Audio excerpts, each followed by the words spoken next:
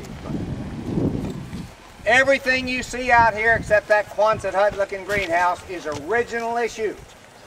That first building was a water pump building. That second building was flammable storage. That third building was generator building. Now I got to stop at the generators. Everything here was electrical, old-timey electrical. Now they had commercial power here, but when you go to war, you don't want to depend on the power company because it's going to be bombed right away. So they had generators everywhere with big 3-inch cables wiring everything together. Some of them were just coiled on the ground. It was great rattlesnake habitat according to the soldiers. This was old-timey electrical. Some of you guys remember vacuum tubes.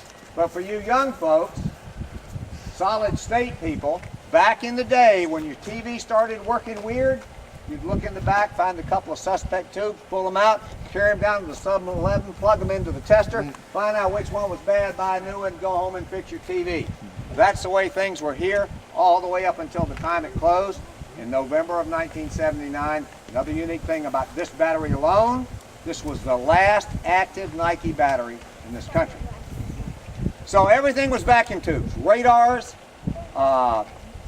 electronic trailers, and the computer, a big analog computer with moving parts that filled a whole room.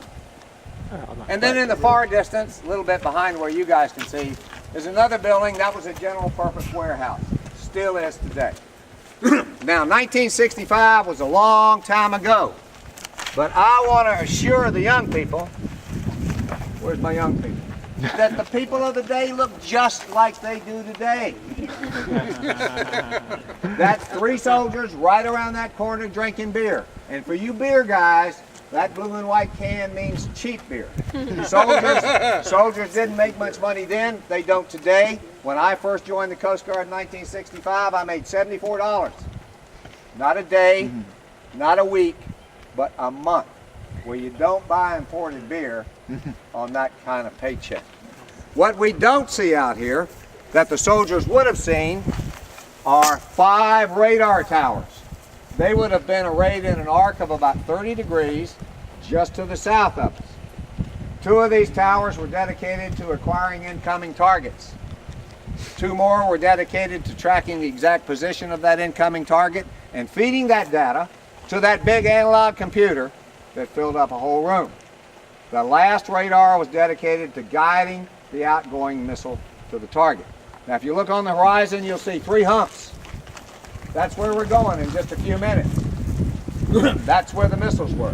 That's almost a mile to the south of us. Now the missiles had to be at least 3,000 feet away from integrated fire control, from the radars, for the simple reason that this missile went up so fast, don't be thinking space shuttle, and we'll talk about what it was like when we get down there. It went up so fast that if the radars were any closer than 3,000 feet, they would never see the missile. Now, I want to mention another unique thing about this battery before we go. In fact, I'm a little out of order.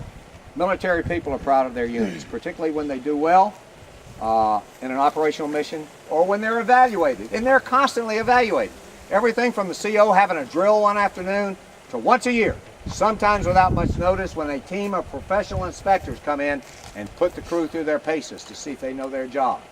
This battery alone, out of the entire Nike system, scored perfectly on their annual operational readiness evaluation 4 consecutive years. That entitled them to a permanent streamer on their guide-on, and one of those times is commemorated in this etching. Talk about a voice from the soldiers, guys. Here it is. They left us a physical artifact. 0-0 means perfect score. 5th Region ORE, March 1968. Little did those guys know that we'd be standing here decades